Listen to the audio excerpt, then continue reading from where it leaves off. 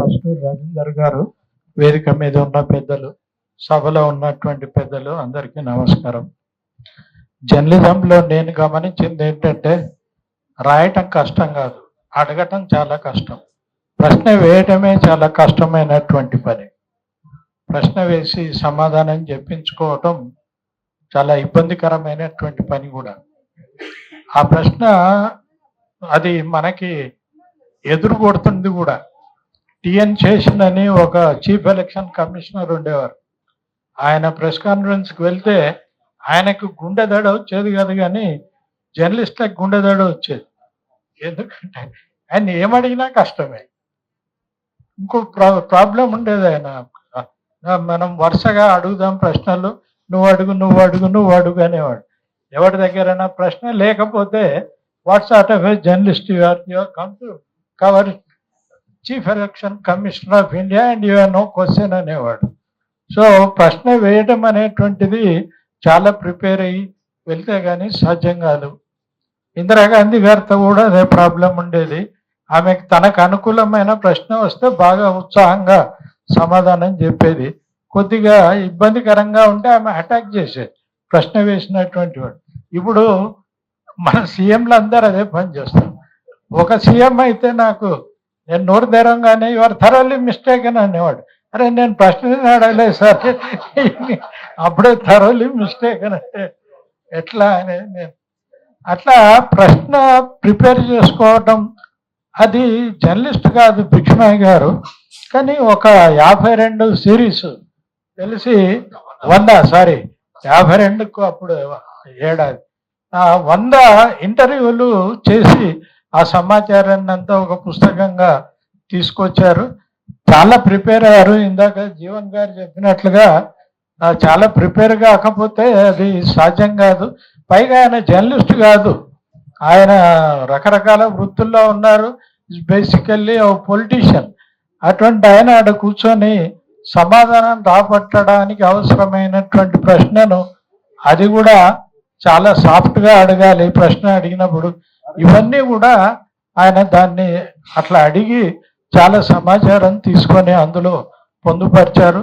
నేను అనువాదం చేసినటువంటి పుస్తకాల్లో 3 పుస్తకాలు పూలే రచనలు, అదేవిధంగా బిఆర్ మోరే రాసినటువంటి ఆర్బి మోరే రాసినటువంటి తెలుగులో దళిత కమ్యూనిస్టు జ్ఞాపకాలు ఆ పుస్తకం. ఆ తర్వాత శివాజీ అంటే ఎవరు, అది గోవింద్ పన్సారే రాశారు. ఆ పుస్తకం రాసినందుకే ఆ ఏబీపీ వాళ్ళు బీజేపీ వాళ్ళు ఆయన్ని చంపేశారు. ఆ పుస్తకాన్ని నేను అనువాదం చేశాను. ఈ 3 పుస్తకాలకు సంబంధించినటువంటి వాటి మీద వాళ్ళ గురించి భిక్షమయ్య గారు ఇంటర్వ్యూ చేసి ఇందులో పొందుపరిచారు. దానికి నేను వారికి ధన్యవాదాలు తెలియజేస్తున్నాను. చాలా చక్కగా చాలా ఎక్స్పీరియన్స్డ్ జర్నలిస్ట్ ఎట్లా ఇంటర్వ్యూ చేస్తారో అట్లా ఆయన సమాధానాలు రాబట్టారు. తర్వాత దాన్ని అంతా కూడా రికార్డెడ్గా ఒక పుస్తకంగా మన ముందు ఉంచారు. చాలా మంచి సమాచారం ఆ పుస్తకంలో ఉంటుంది. ఇక 2వ పుస్తకము కాలువ మల్లయ్య గారు రాసినటువంటిది.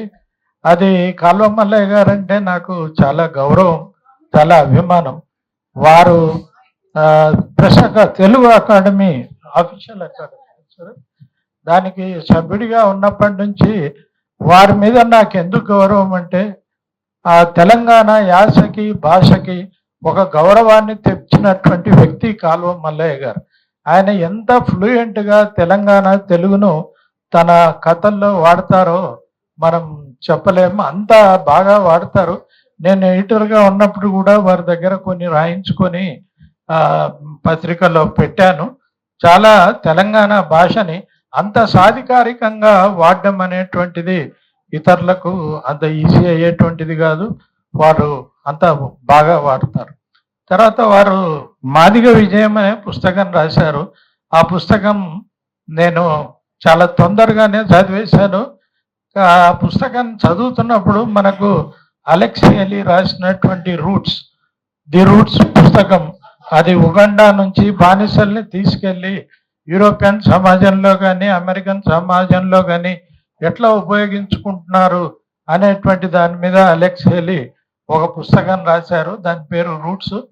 దాన్ని ఈనాడులో మాకు సహచరులు అని చెప్పలేము, మాకు సీనియర్ ఆయన ఉమామహేశ్వరరావు గారు తెలుగులో 7 తరాలు అని గొప్పగా అనువాదం చేశారు. ఆ పుస్తకం చదువుతుంటే ఎటువంటి స్పందన కలుగుతుందో, ఎటువంటి ఇది కలుగుతుందో మనకు, ఆ పద్ధతుల్లో మాదిగ విజయం అనేటువంటిది ఉంది. 7 తరాల చరిత్ర కాదు అది, 3 తరాల చరిత్రనే నా జ్ఞాపకం ఉన్నంత వరకు. కానీ ఎవరీ డీటెయిల్డ్, అలెక్స్ హేలీ ఎట్లయితే ఎన్ని డీటెయిల్స్ రాస్తాడో ఒక వ్యక్తి గురించి, ఆ సందర్భాల గురించి, ఆ పరిణామాల గురించి అన్ని డీటెయిల్స్తో మాదిగ విజయం అనేటువంటి పుస్తకాన్ని కాలువ మల్లయ్య గారు రాశారు. బహుశా మీ లోపల చాలా మంది దాన్ని చదివి ఉండొచ్చు. నేను మాదిగ విజయం అని పెట్టినప్పుడు, సార్ ఇది టైటిల్ ఇట్లా పెట్టారు ఏంటి మరి అంటే, అది నేను అట్లా పెట్టాలనుకున్నాను, పెట్టాను అని చెప్పేసి అన్నారు. మరి కొంతమంది కొనరేమో కదా అని నాకు అనిపించింది, కానీ కొంతమంది ఎక్కువ మంది కొంటారు కదా అనేటువంటిది కూడా ఉంది. నేను కొనరు అని ఎందుకు చెప్తున్నానంటే, నా ఎక్స్పీరియన్స్ దళిత కమ్యూనిస్టు జ్ఞాపకాలు, నేను ఒకరింట్లో, నేను అనువాదం చేసిన పుస్తకం ఒకరింట్లో నేను వెళ్ళినప్పుడు ముందు గదిలో ఉండింది. ఓ 15 రోజుల తర్వాత వెళ్తే అక్కడి నుంచి మాయమైపోయింది ఆ పుస్తకం. ఎందుకంటే అతను అది పెట్టుకోవడానికి అంత ఇష్టపడలేదు, దళిత అనే మాటని ఇష్టపడలేదా ఏమైంది, కమ్యూనిస్ట్ అనే మాటని ఇష్టపడలేదా, కానీ అక్కడ పెట్టుకోవడానికి ఇష్టపడలేదు. మనం వివక్ష ఎక్కడుంది అనుకుంటాం, కానీ పుస్తకంలో కూడా వివక్ష ఉంటుంది. పుస్తకం కూడా అన్ని పుస్తకాల సరసన ఈ పుస్తకం ఉండడానికి వీల్లేదు అనేటువంటి భావము ఇప్పటికి కూడా మన లోపల ఉంటుంది. అది నేను గమనించినటువంటి విషయం. ఇది మాదిగ విజయం అనేది చాలా ముందే వచ్చింది. అప్పుడు సార్తో అన్నాను, మాదిగ విజయం అని పెట్టారు సార్ అంటే, లేదు కావాలనే పెట్టాను నేను అని చెప్పేసి వారు చెప్పాను. అదే ఆ పద్ధతుల్లోనే మాదిగ విజయం అనేటువంటి పుస్తకం ఎంత గొప్పగా రాశారో, ఈ పుస్తకం కూడా భిక్షమయ్య గారి గురించి రాసినటువంటి పుస్తకం కూడా అంత గొప్పగా ఉంటుందని నేను ప్రగాఢంగా విశ్వసిస్తూ, నాకు ఈ అవకాశం ఇచ్చినందుకు ధన్యవాదాలు తెలియజేస్తూ ముగిస్తాను. Thank you.